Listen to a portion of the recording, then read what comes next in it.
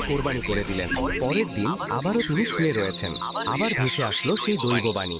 কে যেন তাকে বলছেন, হে ইব্রাহিম, তুমি আল্লাহর রাস্তায় কোরবানি করো।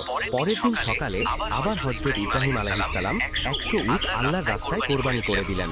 কিন্তু হায়, মনে হয় আল্লাহ পাক রাব্বুল আলামিনের দরবারে তার এই কোরবানি কবুল হয়নি। তাই পরের দিন তিনি আবার যখন বিছানায় শায়িত রয়েছেন, তখন আবার ভেসে আসলো সেই দৈববাণী, হে ইব্রাহিম, তুমি কোরবানি করো।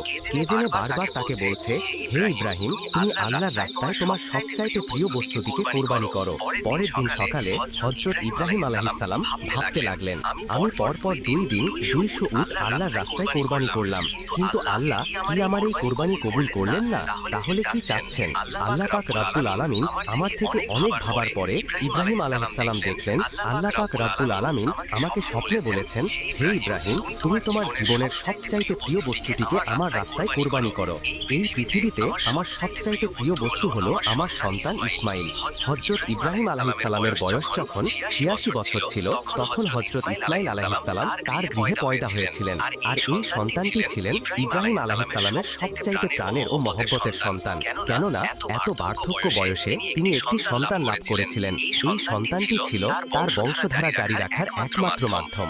কিন্তু আল্লাহ পাক রাব্বুল আলামিন যখন তাকে এই প্রিয় সন্তানটি কোরবানি করার জন্য বারবার তাকে আদেশ দিলেন, ইব্রাহিম আলাইহিসসালাম মনে মনে দৃঢ় সংকল্প করে বললেন, এটাই যদি আল্লাহর অভিপ্রায় হয়, তাহলে যে ইসমাইলকে তার রাস্তায় কোরবানি করতে হবে, তাহলে আমি পিছপা হব না।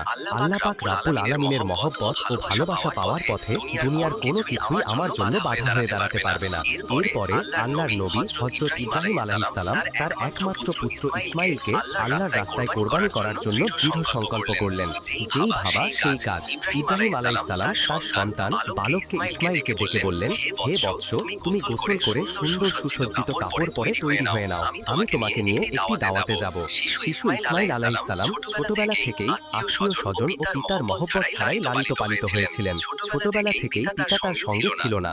যখন বালক ইসমাইল আলাইহিসসালাম শুনলেন পিতা তাকে নিয়ে এক জায়গায় দাওয়াতে যাবেন, বালক ইসমাইল মনের আনন্দে নেচে উঠল। তখন তিনি মাতা হাজেরার কাছে গিয়ে বললেন, আম্মাজান, আপনি কি শুনছেন? আম্মাজান আমাকে কি বলছে?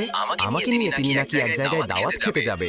ও আম্মাজান, আপনি তাড়াতাড়ি করে আমাকে গোসল করিয়ে দিন, আমার উত্তম পোশাক সজ্জিত করে দিন, আমি আব্বার সাথে দাওয়াত খেতে যাব।